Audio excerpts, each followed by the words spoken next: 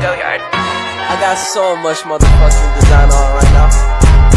Break it down, bring it back, make it clap. I got 3 old thoughts, new guap, where that thing. Bitches on my line, and you know.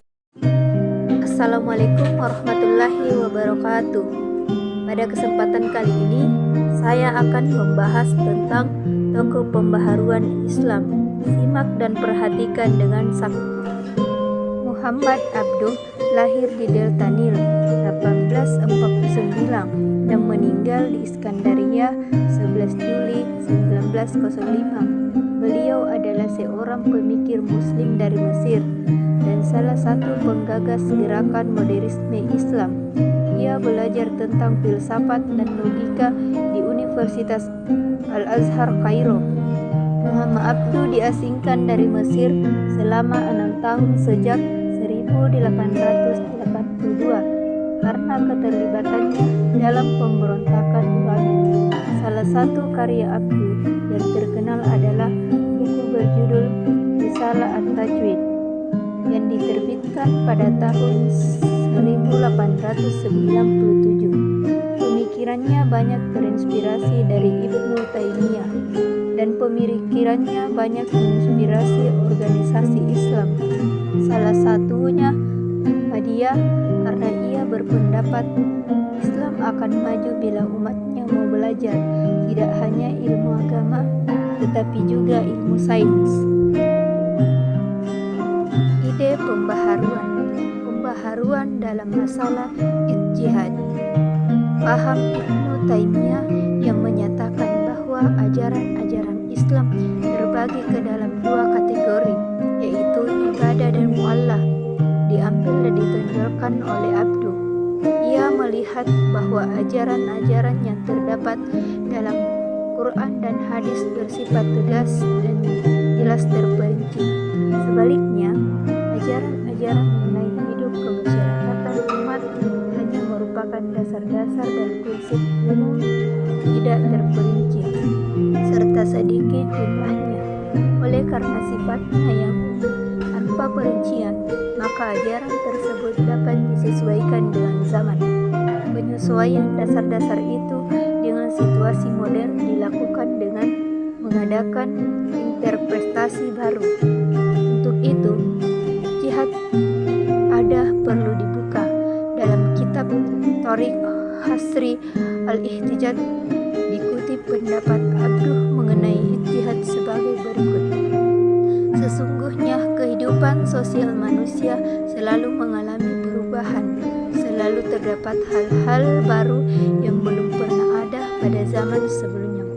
Ijtihad adalah jalan yang telah ada dalam syariat Islam sebagai sarana untuk menghubungkan hal-hal baru dalam kehidupan manusia dengan ilmu-ilmu Islam, meskipun ilmu-ilmu Islam telah dibahas seluruhnya oleh para ulama terdahulu. Yang kedua, pembaharuan dalam bidang ilmu pengetahuan Islam. Dengan penuh semangat, Abduh menyuarakan penggalian sains dan penanaman semangat dunia barat. Kemajuan Eropa ia tegaskan karena belahan dunia ini telah mengambil yang terbaik dari ajaran Islam.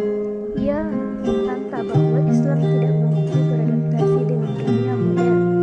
Ia ingin membuktikan bahwa Islam adalah agama rasional yang dapat menjadi basis kehidupan modern. Sebagai konsekuensi dari pendapatnya, Abduh berupaya untuk memperbaharui pendidikan dan pelajaran modern yang dimaksudkan agar para ulama kelak tahu kebudayaan modern dan mampu menyelesaikan persoalan modern. Pendidikan adalah hal terpenting dalam kehidupan manusia dan dapat merubah segala sesuatu. Program yang dilanjutkan sebagai salah satu fondasi utama adalah memahami dan menggunakan Islam dengan benar untuk mewujudkan kebangkitan masyarakat. Menurut sekolah negeri, sekuler harus diwarnai dengan agama yang kuat. Abduh memperjuangkan sistem pendidikan fungsional yang akan diimpor, mencangkup pendidikan universal bagi semua anak laki-laki maupun perempuan. Semuanya harus punya kemampuan dasar seperti membaca, menulis, dan berhitung. Semuanya harus mendapat pendidikan agama. Yang ketiga, pembaharuan dalam bidang keluarga dan wanita. Abduh berkata, sesungguhnya umat terdiri rumah-rumah unit-unit keluarga. Jika unit-unit keluarga baik, maka umat pun akan baik. Barang siapa yang tidak memiliki keluarga, maka ia pun tidak memiliki umat. Laki-laki dan perempuan adalah dua jenis makhluk yang memiliki hak, kebebasan beraktivitas, perasaan, dan akal yang sama. Dan ketahuilah bahwa laki-laki yang berupaya menindas wanita supaya dapat menjadi tuan di rumahnya sendiri berarti menciptakan generasi muda. Menurut Abduh, jika wanita memang punya kualitas pemimpin dan kualitas membuat keputusan, maka keunggulan pria tak berlaku lagi.